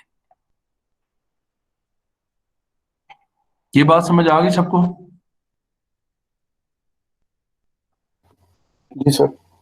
ओके, अब आपने इसकी जो इक्विटी लाइन बनानी है या मिनिमम मैक्सिमम एंड एवरेज इसका बनाना है, उसका सिंपल तरीका ये होता है, मैंने यहां किया हुआ है but we will do it again here. For example, मैं देखना चाह रहा हूं, मेरे पास बहुत सारा डेटा है कि इस डेटा में मिनिमम सैलरी क्या है जो कंपनी दे रही है। और मैंने जब इसको यहाँ इज इक्वल टू डाला, इज इक्वल टू के बाद मेरे पास एक फॉर्मूला है मिनिमम का, MIN। इसको जब मैं क्लिक करूंगा तो कहता है किन चीजों में से minimum ढूंढूं। So I'll just drag all of these cells and select them. And मुझे कह रहा है कि 52,241, which is company 10, is the minimum salary in the market for top managers. यहां देखें, यहां भी यही वाली सैलरी मैंने निकाली हुई है already. Same way for the maximum salary, I can select all of these values and enter. So the maximum salary companies are giving to the top managers is 99,222, 99,222 rupees. Now these two formulas can be taken for all of these, ये, and then third formula मैं इस पे लगा सकता हूँ is equal to average, and then select all of these cells, average आ गई मेरे पास, and इसको मैं select करके इधर तक ले जा सकता हूँ। So this way, actually ये मैंने calculation already की हुई है, this way it will give you the minimum, maximum and the average salary in the market. Sir हमने शीट में से बस यही 3 चीजें फाइंड आउट करनी है इस शीट में से यही 3 चीजें पहले निकालनी है, और डाटा दिया होगा शीट में। डेटा ये दिया हुआ है नहीं, बट जो असाइनमेंट करनी है उसमें आपने खुद अज्यूम करनी है चीजें। आई मीन जॉब सैलरीज खुद डिसाइड करनी है। सैलरीज खुद अज्यूम कर लो ना। ठीक है। और मैंने 3 जॉब्स का वहां कहा हुआ है। राइट। इस पे अब हमारा ये काम हो सकता है कि आप ये जो हमारे पास टॉप मिडल और ये सारा कुछ असाइनमेंट में जो एक्सेल फाइल है उसमें, अच्छा आपने उसमें लिखा हुआ, वर्ड फाइल में लिखा होगा 3 जॉब्स कौन सी। ठीक है सर। वो वर्ड फाइल में मैंने कहा 3 जॉब्स अज्यूम कर लें, खुद से अज्यूम कर लें। So once you have these datas, maximum, minimum and आपका जो है एवरेज सैलरीज, आप सिंपली, आपके पास एक्सेल जो होगा अगर डिफरेंट भी होता है, you can go to insert and you can ask them to give you a recommended chart, or you can go to all charts and let's suppose आप line chart पे चले जाते हैं and इस पे से select कर लेते हैं कि कौन सी जो charts हैं आपको बेहतर लग रहे हैं and आपने बेहतर तरीके से करना है। Let's suppose if this is a better chart, तो मैं इसको select करके OK करता हूँ, मुझे ये सैलरी इन सैलरीज के हिसाब से बता देता है।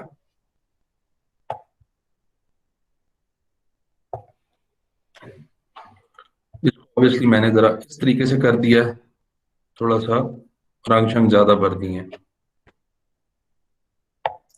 सो यहाँ आपको बड़ा क्लियरली पता चल रहा है कि जो आपका टॉप मैनेजमेंट है उसकी लोअर लाइन ये है,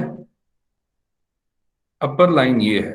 तकरीबन 50,000 से और 53,000 से शुरू होके, वो आप इस पे भी देख सकते हो, 52,241 से लेके 75,000 तक आपका जो है, सॉरी 99,200, और ये आपका एवरेज है। So the green one is your which line? Sir ये मार्केट लाइन है या इक्विटी लाइन है सर? ये मार्केट लाइन आप इसको कंसिडर कर सकते हैं। ये इक्विटी लाइन भी है, मार्केट लाइन भी है, बट इक्विटी जो है that is from this blue line to red line. वो इसके दरमियान वाला एरिया है सर, बिल्कुल। yes. इससे आपको वो पुराना अपना कॉन्सेप्ट भी क्लियर हो गया, ग्रे लाइन वाला? जी जी सर, वही मैं देख रहा था कि जो दरमियान वाला एरिया वो एक्चुअली वो ग्रे वाला एरिया है और ये ग्रीन वाली जो है ये मार्केट लाइन है। जी ये मार्केट लाइन है। सही है सर। ग्रे वाला एरिया जो था ना हमारा, उसमें that was from this to this.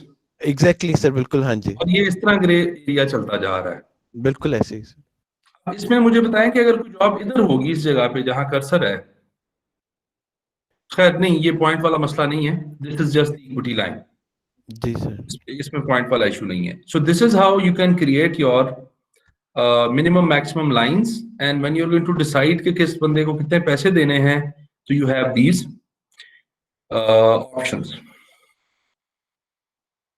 इसी पे हमारे बैंड्स बन सकते हैं. सर क्या चीज बन सकती है? बैंड्स बन सकते हैं, बैंड्स. बैंड्स सर बन सकते हैं ना सर, क्योंकि आपके पास मिनिमम मैक्सिमम है हर पॉइंट का. यस, हमारे पास इजीली जो है वो मिनिमम मैक्सिमम हम टॉप मैनेजमेंट के लिए ले लें तो ये हमारा बैंड बन जाएगा, और इसी तरह मिडिल मैनेजमेंट के लिए ले तो ये बैंड बन जाएगा, और इस तरीके से हमारे पास असेंबली वर्कर तक जो है वो चल रहा है. सो मिनिमम वेज आपको यहाँ को थोड़ी पता चल सकती है कि कितनी चल रही है. सबसे कम सैलरी किन लोगों की है और कितनी असेंबली है? Worker sir. असेंबली वर्कर की, और कितनी है? अगर मैं आपसे पूछूं कि इस कंपनी में कोई 15,000 रुपीज सैलरी ले रहा है? नहीं सर. Okay good. इस कंपनी में कोई 1,15,000 सैलरी ले रहा है? नो सर, मिनिमम नहीं सर. सो ये आपको एक ग्राफ के जरिए बहुत सारी चीजें जो हैं वो समझ में आ सकती हैं इजीली. ये अभी मैं आपको भिजवाता हूँ ग्राफ्स को हटा के, ताकि आप इसमें से ग्राफ बना के तो फिर लगा के देखें. Then we have another thing, जो हमारा पॉइंट बेस्ड जॉब इवेल्युएशन थी.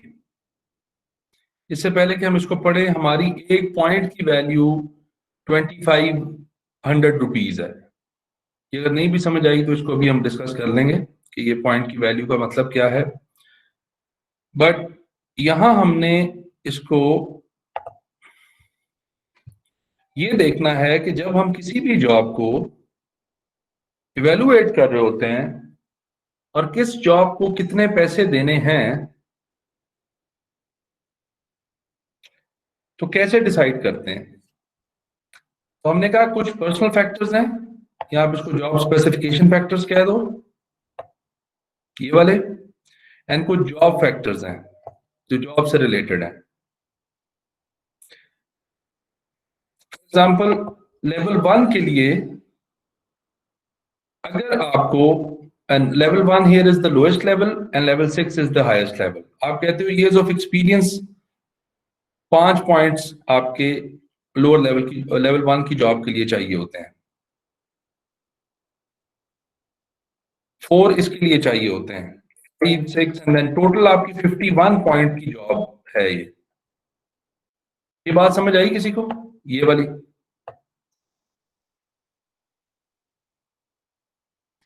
जी सर. ओके. सो जब हमारे पास जो पॉइंट्स हैं 51 पॉइंट्स की जॉब है, हमारे पास पॉइंट की वैल्यू क्या है? 2500. Oh, what did you do in there? Evil lava.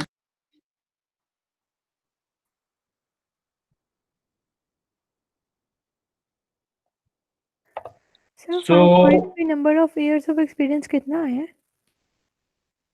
नहीं, ये हम सिर्फ उसको दे रहे हैं कि इयर्स ऑफ एक्सपीरियंस के कितने पॉइंट्स यहाँ हैं, कितनी इंपॉर्टेंस है. आउट ऑफ 10 5 इंपॉर्टेंस है उसकी. So Level basically it's weightage. Grading कर रहे हैं. ग्रेडिंग कर रहे हैं, हाँ जी. और एजुकेशन की इंपॉर्टेंस 4 है लेवल 1 के लिए. परफॉर्मेंस रिव्यू अगर आपका पिछला चलता आ रहा है या जो प्रीवियस ऑर्गेनाइजेशन का है उसकी 5 है. प्रोफेशनल एसोसिएशंस कितनी है इस बंदे की, उसकी 5 है. शिफ्ट डिफरेंशियल्स होते हैं, कई दफा रात को काम करना पड़ता है, दिन को काम करना पड़ता है, लॉन्ग शिफ्ट्स हैं, आपको आउटसाइड स्टेशन जाना पड़ता है, उसकी कितने पॉइंट्स हैं जॉब के. And then cost of living adjustment जो है वो कितनी है. ये उसके पर्सनल फैक्टर्स जो हैं वो आप समझ सकते हो. सर ये लेवल 1 लेवल 2 क्या चीज है? Level 1 level 2 different types of jobs हैं. ठीक है. लेवल 6 आपकी हाईएस्ट ग्रेड की जॉब है, और लेवल 1 लोएस्ट ग्रेड की जॉब है। इस पे आप कुछ भी नंबर दे सकते हो, कोई भी जॉब का टाइटल दे सकते हो, हमने सिर्फ पढ़ने के लिए एग्जांपल दी है। So ठीक है। if you have a point value of 2500 rupees, तो 1 पॉइंट, यहाँ अगर आप फॉर्मूला देखें जो लगा हुआ है, इसको मल्टीप्लाई किया हुआ है इस पॉइंट को विद दिस पॉइंट वैल्यू। 5 को मल्टीप्लाई कर दिया 2500 से। जी, तो इस पॉइंट के अगेंस्ट इतना पैसा इसको देना चाहिए हमें, इस पॉइंट के अगेंस्ट इतना पैसा देना चाहिए, इस पॉइंट के अगेंस्ट इतना पैसा देना चाहिए, एंड सारे पॉइंट्स मिलके 51 पॉइंट्स बनते हैं, and 51 points multiply by 2500, this much is the salary. Sir ये 2500 कहाँ से आया है? 2500 हमने पहले डिसाइड किया कि हमारी जो वैल्यू है, पॉइंट की वैल्यू हमारे कॉम्पनसेशन सिस्टम में, दैट इज 2500। आप इसको चेंज कर सकते हो, अपनी मर्जी से रख सकते हो, this is just a number जो हर कंपनी का डिफरेंट हो सकता है। Excuse me sir. जी जी सर, पब्लिक सेक्टर में भी क्या ऐसी ही यार्डस्टिक होती है कैलकुलेट करने के लिए सर? क्योंकि देखा गया है कि इसमें जैसा सुप्रीम कोर्ट के एम्प्लॉयज की डिफरेंट पे वो स्केल्स हैं, एटॉमिक एनर्जी के डिफरेंट हैं, प्रोविंशियल गवर्नमेंट के डिफरेंट हैं, और फिर फेडरल गवर्नमेंट के डिफरेंट हैं। तो क्या वो भी क्राइटेरिया सेम ही यार्डस्टिक से करते हैं, या बस ठीक है जिसका जितना पावर में जो जिसको ओके कर दे वो चल जाता है सर?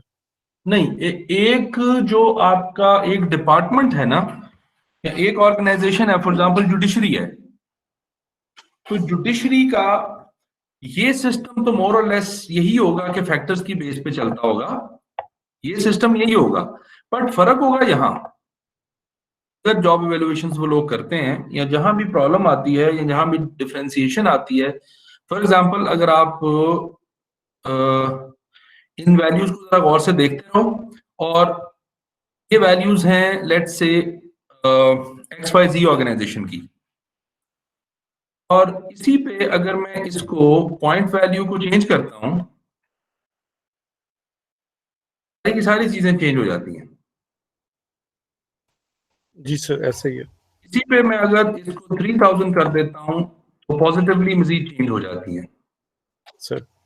जो जॉब डिटरमिन करने का तरीका तो यही होता होगा, सर जॉब की वर्थ क्या है, लेकिन वर्थ को कैसे वैल्यू करना है वो पॉइंट का मसला आ सकता है। लेकिन जो आप गवर्नमेंट डिपार्टमेंट की बात कर रहे हो ना, अगर कोई हमारे साथ कोई ऐसा कोलीग होगा तो हमें सपोर्ट कर देगा या बता देगा, क्लियर कर देगा।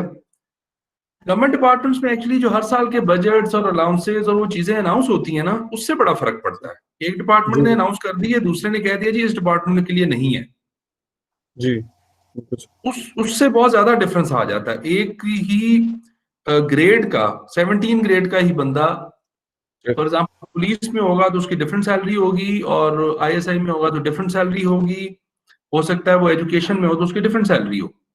तो उससे आई थिंक ये फर्क आ जाते हैं जो बाद में चीजें ऐड हो रही होती हैं। जी बिल्कुल सर। तो सर वो बेसिक तो जो उसके ग्रेड के हिसाब से वो तो वही कुछ मिल रहा होगा जो सबको, मतलब 17 ग्रेड वाला, लेकिन उसके जो दूसरी चीजें मिल रही है ना वो फर्क डाल देंगे, फर्क डाल देती है।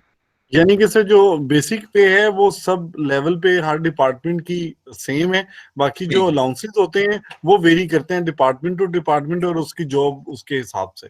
जी, लेकिन इस पे मैं आपको ये जरूर कहूंगा कि ऐसी कंपनीज पे हम ये वाली बात कर सकते हैं जो सेम ग्रेडिंग सिस्टम फॉलो कर रही हैं।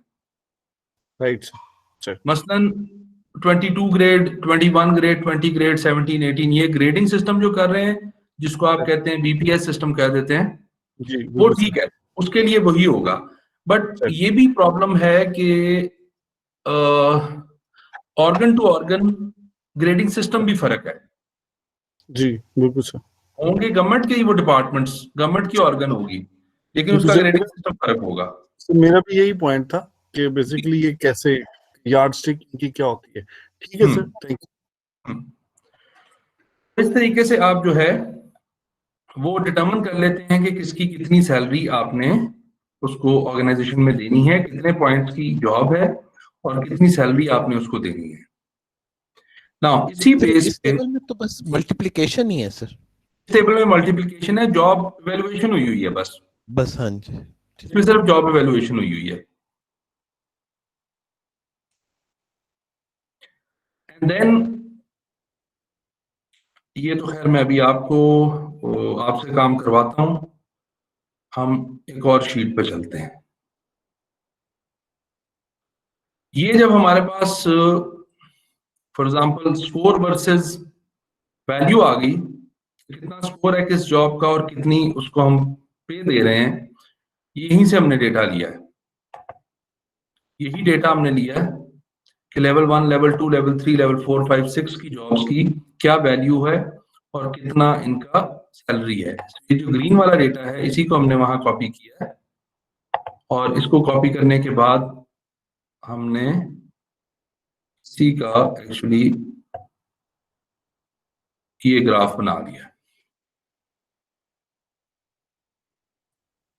एंड यहाँ आपको पॉइंट जो है वो सिस्टम सीधा सीधा नजर आ रहा है कि किस पॉइंट पे कितनी जो है जॉब की वर्थ है, और आपकी जॉब जैसे जैसे ऑब्वियसली आपकी ग्रेड्स बढ़ते हैं उस तरीके से आपकी सैलरी बढ़ रही है। इसको जरा मुझे एक दो चीज, ये किसी को समझ आ गई क्या है ये वाला ग्राफ?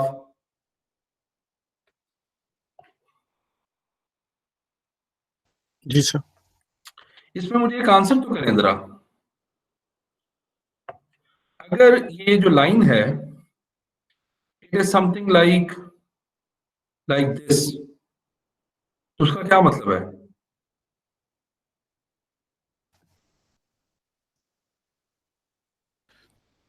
सर कि जितने वो आपके उसके पॉइंट्स ज्यादा होंगे तो उतनी आपकी सैलरी ज्यादा होगी। नहीं नहीं, as compare to this one. This one मैं इसको जरा लेके जाता हूँ। सर तो इक्विटी वाला फैक्टर तो नहीं आ जाएगा कि मार्केट में एक्चुअली एवरेज ये चल रहा है और लाइक वो वाला जो लास्ट प्रीवियस लेक्चर में भी आपने बताया था सर? नहीं, मार्केट नहीं। सर मैं एक्चुअली अभी आपसे पूछने ही लगा था कि ये लाइन बता क्या रही है हमें। ये लाइन आपको actually her sir may be ये शो कर रही है, तो ये लाइन का आपको फायदा ये है सर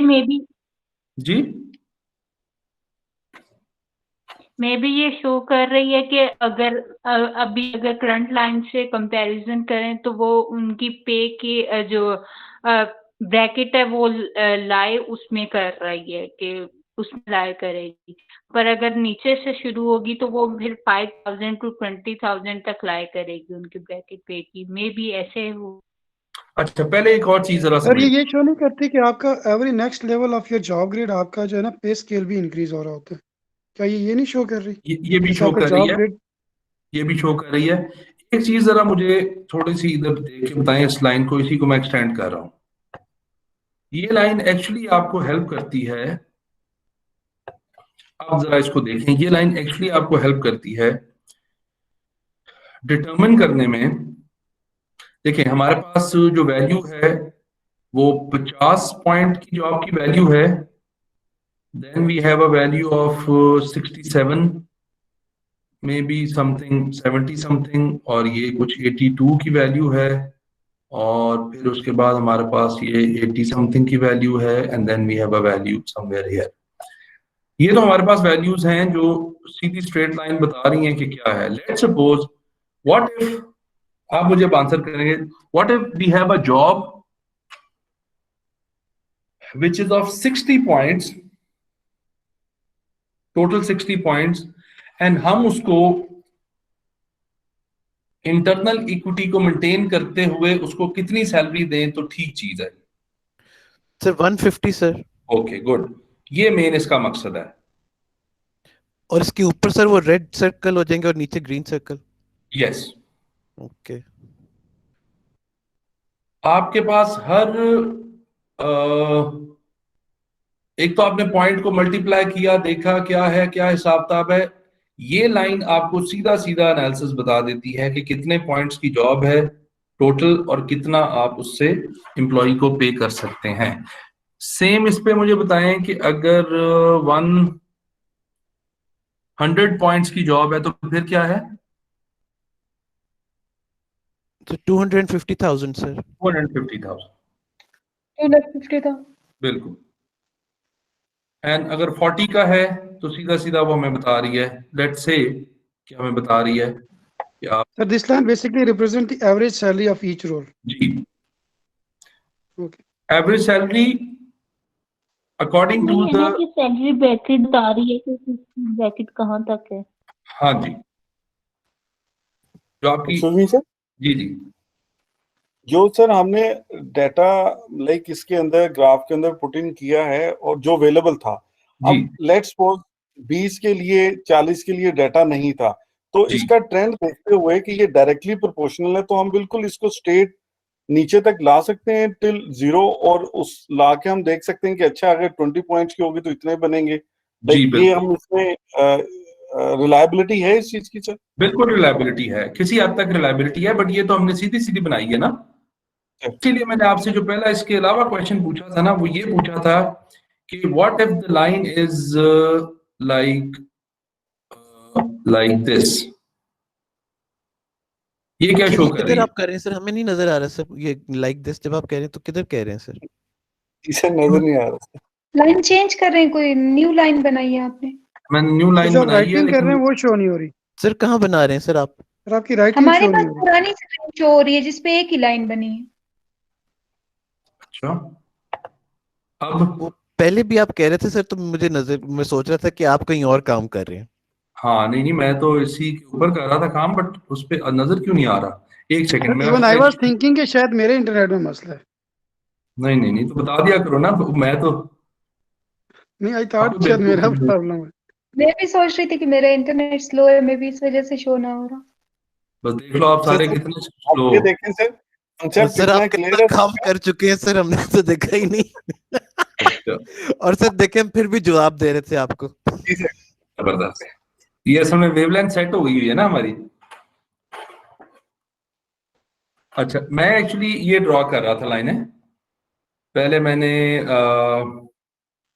ये वाली लाइन को एक्सटेंड किया था, ये रेड वाली लाइन, जी सर। और फिर मैंने Yes, कहा sir. था कि हमारे पास जो अवेलेबल डेटा है बिकॉज ऑफ दीज साइंस, इन जॉब्स का तो अवेलेबल डेटा है, but what if we have a job which is new and which has certain numbers, तो उसको हम डायरेक्टली फिर, जिस तरह अभी मदद ने भी कहा गायबाना तौर पे, कि अगर 40 की जॉब आ गई है तो हम उसको इसके साथ कोरिलेट कर सकते हैं और बता सकते हैं कि इसके इतने हैं पॉइंट्स। तो मैं इस येलो लाइन की एक्चुअली बात कर रहा था। अगर येलो लाइन हो ये वाली, तो फिर आपको क्या लगता है इस कंपनी में और जो प्रीवियस ब्लू लाइन वाली कंपनी है उसमें क्या फर्क है? अच्छा चलो एक चीज बताओ, यूनिट का रेट येलो वाली लाइन में ज्यादा है या ब्लू वाली लाइन में ज्यादा है?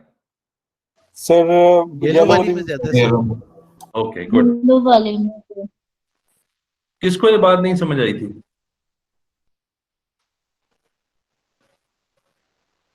सो इसको देखते हुए आपको ये भी थोड़ी क्लैरिटी हो जाती है कि कहाँ का हिसाब किताब चल रहा है। Can this line be like this?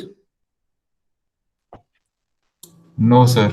नहीं, तो टेक्निकली गलत हो जाएगा, बिकॉज आपकी सारी की सारी रेड जॉब्स हो जाएंगी ये, बल्कि सर स्टूपिड ये जो इससे पहले वाली येलो वाली लाइन है, जी तो व्हाट इट शोज कि आपका लाइक 38 या 40 पे जब आपकी रेटिंग्स हो या वो ब्रैकेट हो तब आपकी सैलरी स्टार्ट होगी।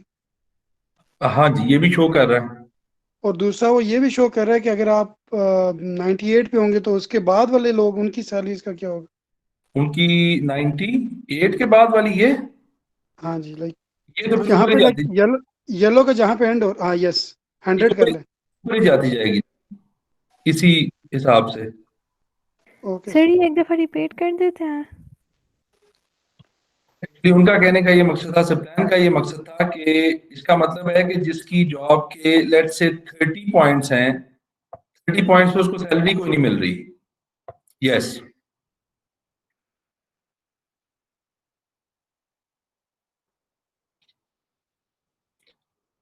एक्चुअली इसका स्टार्ट यहीं से ही होना चाहिए, उसके बाद है कि ये किस तरीके से चलती है। फॉर एग्जांपल ये लाइन है, ये लाइन है,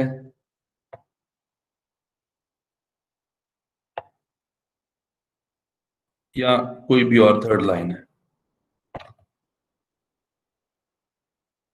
बहुत सारी लाइनें लग गई हैं। 1 मिनट जरा इनको। सर इसमें फर्स्ट येलो वाली line in a sense ideal इसलिए लग रही है कि जो आप जब हायरिंग करते हो, जब आप कोई रेटिंग्स दे के फाइनल कर रहे होते हो, कोई आपने मिनिमम बेंचमार्क भी रखा होगा। यस 50 पॉइंट्स होंगे तो हम इसको हायर करेंगे, 40 होंगे, 60 होंगे। जी, उसके अलावा ये भी हो सकता है कि आपकी ऑर्गेनाइजेशन की जो जॉब्स हैं वही 40 से स्टार्ट हो रही हो, 40 पॉइंट से नीचे आपके पास जॉब ही ना हो कोई। एग्जैक्टली।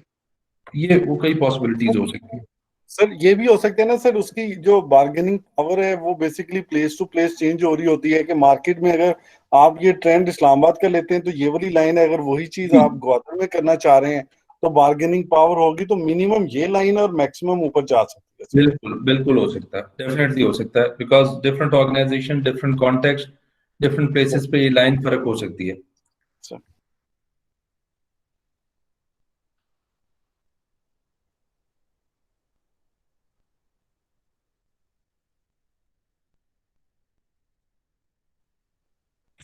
ओके, सो अभी आपको मैं एक काम दे रहा हूँ, थोड़ा सा अभी शीट भी भिजवाता हूँ, पहले समझाता हूँ एंड देन आप वो उसमें जरा करके मुझे बताएंगे कि कैसे चीजें हो रही हैं।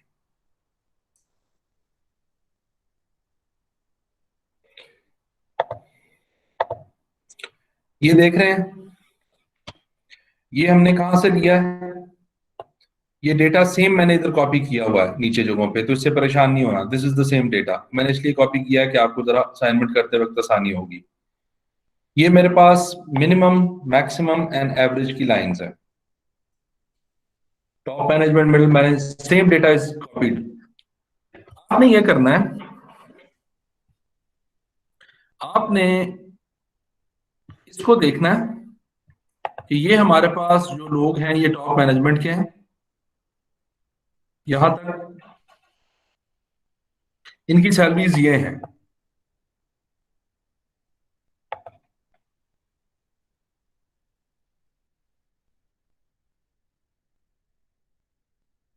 इनकी हमारे पास सैलरीज जो हैं वो ये हैं,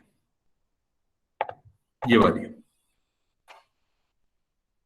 अब टॉप मैनेजमेंट पे जब ये लोग इस तरह की कुछ सैलरीज ले रहे हैं, आपने पहले यहां देखना है कि एवरेज से कितने लोग सैलरीज ले रहे हैं और एवरेज से कम लोग कितने सैलरीज ले रहे हैं। एक ये चीज, यहां आपने ग्रीन एंड रेड जॉब्स निकालनी है। एक मैं आपको करके दिखाता हूं, the rest of the levels you are going to do it and फिर आप मुझे बताएंगे इसमें। फॉर एग्जाम्पल इस पे मैं जाता हूं, टॉप मैनेजमेंट के पूरे डेटा को सिलेक्ट कर लिया मैंने और एक्सेल में ही होम पे मैं कंडीशनल फॉर्मेटिंग में चला गया। मैंने क्या देखना है कि एवरेज से ज्यादा कौन से लोग ले रहे हैं और एवरेज से कम लोग कौन से ले रहे हैं। तो मैंने इसको कह दिया highlight the cells, what is the rule, which are greater than average salary, ये वाली, एंड मैंने ओके कर दिया। एंड इसी पे दूसरी कंडीशनल फॉर्मेटिंग लगाई, which are less than this value. ये मैंने जरा फॉरवर्ड कर दी, मुझे इसको। सर वो लेस तो वैसे ही फिर सामने आ गए ना, क्योंकि उसने ज्यादा वालों को कर दिया तो वो बाकी तो लेस ही हो गए ना। जी, लेकिन हो सकता है एग्जैक्टली कोई एवरेज पे बैठा हो, मे भी कोई इक्वल भी हो। मे भी कोई इक्वल भी हो। मैंने सीधा सीधा एवरेज से ज्यादा लोग और एवरेज से कम लोगों को यहां कर दिया सेग्रीगेट। यहां थोड़ा सा और हल्का सा टेक्निकल है, बट जिसको भी कॉन्सेप्ट का पता है उसके लिए कोई मसला नहीं है। इस डेटा पे मैंने रेड एंड ग्रीन जॉब्स निकालनी है। इसमें जरा मेरी हेल्प करेंगे, क्या कर सकते हैं हम? ये हमारे पास मैक्स मिनिमम है। इसके से जो sir average greater than maximum अगर है तो वो रेड जॉब है। ओके, यहाँ मैं जाता हूँ ग्रेटर देन सर, और इसकी देखें मैक्स है ना 99 को आप सेलेक्ट करें, 99,222। ए ग्रेटर देन 99 को जब मैंने सेलेक्ट किया, जी सर, और उसको वो रेड हो जाएगी सर, उसको रेड वो जॉब रेड, कर दे वो सर। रेड ही ठीक रहने देते हैं। ठीक है सर। और इसी पे मैं दूसरी फॉर्मेटिंग कर देता हूँ, less less than, then 5241 sir. ये 5241, और जी रंग सर, हम कर देते हैं ग्रीन, ये ग्रीन जॉब है सर। और ये ग्रीन जॉब्स है। इसका मतलब है कुछ जॉब्स इसमें ठीक भी हैं। जी सर।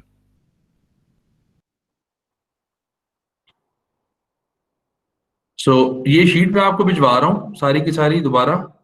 आपने बाकी सब पे average, below average, above average निकाल देना है, and then green and red jobs निकाल देना है। सर इसी डाटा में सिर्फ हाईलाइट करना है। इसी डेटा में आपने हाईलाइट करना है। तो ये जस्ट असाइनमेंट है, ये वाला अभी करना है। नहीं, ये प्रैक्टिस है, असाइनमेंट नहीं है। सर ये असाइनमेंट्स जो जो मैं सैलरी लिखी हुई है ये एवरेज लिखी हुई है सैलरी? यहाँ, ये नहीं सर, ये टेबल ये में। हर एक की मिनिमम, मैक्सिमम और एवरेज है ना हर ये लेवल की। ये सैलरी है, ये सिंपल सैलरी है। इससे कंपेयर करके आपने देखना है कि ज्यादा है, एवरेज से कम है, और यहाँ देखना है कि कौन सी ग्रीन जॉब्स हैं, कौन सी रेड जॉब्स हैं, और इवेंचुअली हम देखेंगे कि इस कंपनी में सैलरी का सिस्टम स्ट्रक्चर कैसा जा रहा है। सर आपने किस टेबल से कंपेयर किया है? मैंने इस टेबल से कंपेयर किया, ये वाले से, बिकॉज इस पे पास मेरे टॉप मैनेजमेंट की एवरेज, ये सारे एक ही टेबल है, ठीक है प्लीज, ये भी यही वाला टेबल है एज इट इज। मैंने इसलिए कॉपी किया कि जब आप यहाँ पहुंचोगे तो यहाँ आपको जब करना पड़ेगा तो आपके लिए कंपेयर करना आसान होगा, इधर देखना आसान होगा, वरना बैक एंड फोर्थ जा रहे होगे। सर फॉर्मूला एक दफा दोबारा बताना है। फॉर्मूला एक्चुअली नहीं है, ये फॉर्मेटिंग है, कंडीशनल फॉर्मेटिंग। सर आप, हाँ जी, वो मैं आपने। बता रहा हूँ, ये मिडिल मैनेजमेंट को पूरे को सिलेक्ट किया, डेटा को, होम पे रहते हुए कंडीशनल फॉर्मेटिंग में गए, highlight the cells which are greater than middle management की एवरेज, एंड ये आ गया मेरे पास। हाईलाइट रहने दें, highlight the cells which are less than middle management की average, but now I want them in yellow, ये आ गया। ठीक है सर। ठीक है, इसी तरह ग्रीन और रेड जॉब जो है ये निकाल लेनी है। तो ये डेटा मैं आपको गूगल क्लासरूम पे दोबारा अपलोड कर रहा हूँ, वहां से डाउनलोड कर लेंगे या इस पे भिजवाऊं साथ व्हाट्सएप पे? सर ग्रीन और रेड भी आपने यहीं से उठाया है? जी, वो सर मिनिमम मैक्सिमम। किसी पे भी भेजते हैं सर। ठीक है, तो मैं फिर इसको गूगल पे भिजवा दें सर, वो फिर फॉर एवर रहेगा सर, उसमें लाइक बाद में भी यूज हो सकता है। सर ग्रीन और रेड वाला भी एक दफा बताना है। ग्रीन और रेड का आपने ये करना है, ये यही डेटा सिलेक्ट किया, टॉप मैनेजमेंट का ही फॉर एग्जांपल, या मिडिल मैनेजमेंट का, मिडिल मैनेजमेंट का डेटा आपने सिलेक्ट किया यहां तक, conditional formatting, highlight greater than कौन सी वैल्यू करेंगे अब? मिडिल मैनेजमेंट की मैक्सिमम वैल्यू, क्योंकि ये मैक्सिमम आप दे सकते हैं, इससे ज्यादा अगर दे रहे हैं तो इसका मतलब रेड जॉब्स हैं, और इसी को सिलेक्ट करते हुए लेस देन मिडिल मैनेजमेंट की minimum value, and then green में इनको कर दें, ओके, या थैंक यू सर। ठीक है। फिलहाल इसको मैं सबको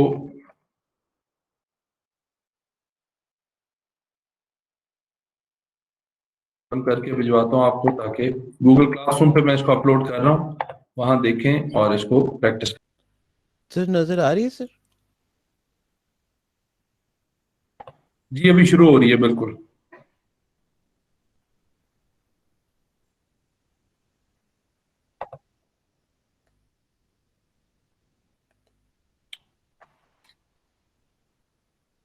ओके, सो एवरेज से ज्यादा लोग हैं, ज्यादा, या एवरेज से कम लोग हैं?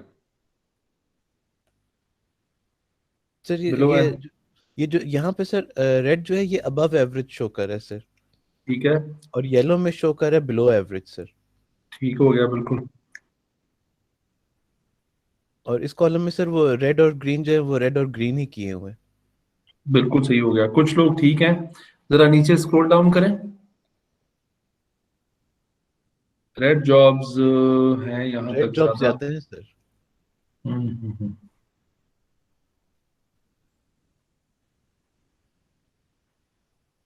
ओके, सर ये रेड और ग्रीन जॉब जो है सर, ये उससे इफ वाले फॉर्मूले से होगा?